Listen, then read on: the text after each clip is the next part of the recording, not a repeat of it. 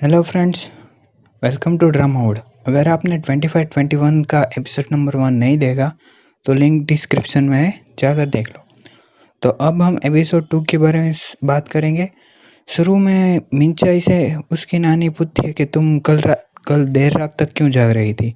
पर वो कहती है मुझे नींद नहीं आ रही थी, पर वो अपनी मोम की कहानी सुन रही होती है। बाद में मिंचाई ने उस स्टैचू के बारे में पूछ लिया तो उसकी नानी ने पूछा कि तुम्हें कैसे पता। तो वो कहती है कि मुझे मोम ने बताया। फिर वो अपनी नानी से ये भी पूछती है कि आपने अपनी सारी गोल्ड ज्वेलरी बेच दी और उसके साथ आपने अपनी शादी की रिंग भी बेच दी। पर उसकी दादी कहती है कि मैंने कभी भी शादी की रिंग बेची ही नहीं।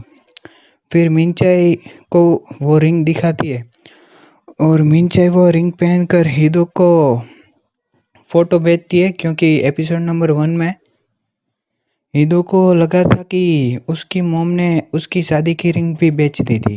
तब हिदो को मैसेज आता है कि तुम घर आ रही हो का नहीं। वहाँ वो रिंग को फोटो खींचकर भेजती है और यहाँ से ही 99 की 8 की स्टोरी शुरू होती है, जहाँ हिदू यीजिन को अपनी ट्रांसफ़र की बात बोलता है। वो सब सुनता है पर वहाँ वहाँ से निकल जाता है। और हिदू को पहला दिन था स्कूल में, तो इसकी मॉम उसको स्कूल छोड़ने जा रही थी। तभी जीवोंग और सोंगवांग की बात हिदू सुनती है क्लास के बाहर। बाद में वह क्लास शुरू होने से सबको अपना नाम बताती है और वह अपनी सीट पर बैठ जाती है। थोड़ी देर बाद क्लास नहीं होती तो जीवोंग उसके पास आकर बैठता है और पूछता है कि तुम यूरिम को जानती हो, क्योंकि जीवों उसे पसंद करता है। वहाँ से वो सोंगयोंग के साथ स्कूल टूर पर निकल जाती है, क्योंकि वहाँ क्लास प्रेसिडेंट होती है। तब वहाँ यूरिम से मिलती है, फेंसिंग क्लब जाती है। वहाँ जाकर वो अपना नाम बताते हैं, पर तभी यहाँ यूरिम आ जाती है और कोच ने उसके साथ प्रैक्टिस मैच के लिए बोल दिया होता है। वो प्रैक्टिस मैच यूरिम और हिदू के बीच में होती है। फिर कोच अपनी ट्रेनिंग शुरू करते हैं, पर हिदू कहती है कि मुझे यकीन नहीं हो रहा कि मैं यूरिम के साथ ट्रेनिंग कर रही हूँ। ट्रेनिंग हो जाने के बाद हिदू यूरिम से बात करते हुए कहती है कि मैं तुम्हारी फ़ैन हूँ, पर यूरिम उससे ठीक से बात नहीं करती और कहती है कि तुम पागल हो।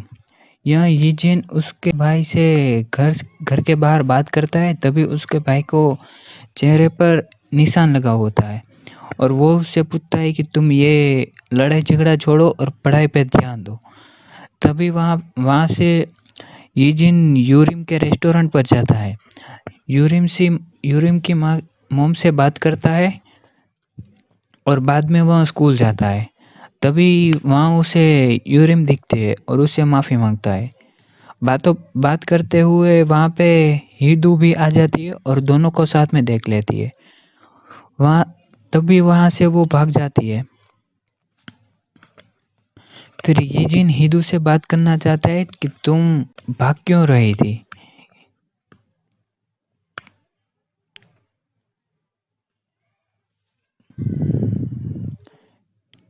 क्योंकि हिदू कहती है क्योंकि मैं नहीं जानती थी कि तुम और यूरिम एक दूसरे को जानते हो, इसलिए मुझे कुछ समझ नहीं आया और वहाँ से मैं भाग गई। तो अब दोनों बस में बैठकर घर जा रहे होते, तभी उसे सोंगवांग मिलती है। वह घर के मालकिन की बेटी होती है। तभी दूसरे दिन यूरिम और हिदू की ट्रेनिंग शुरू होती है। यूरिम उससे बात नहीं करती।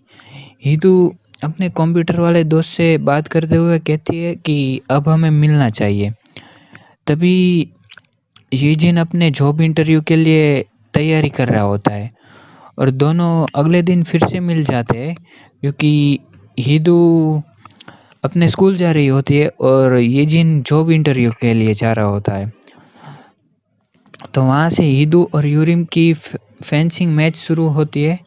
दोनों अपना बेस्ट परफॉर्मेंस दे रहे होते हैं, पर 5 साल पहले हिदू और यूरिम का मैच हुआ था। तब यूरिम हार गई थी हिदू से।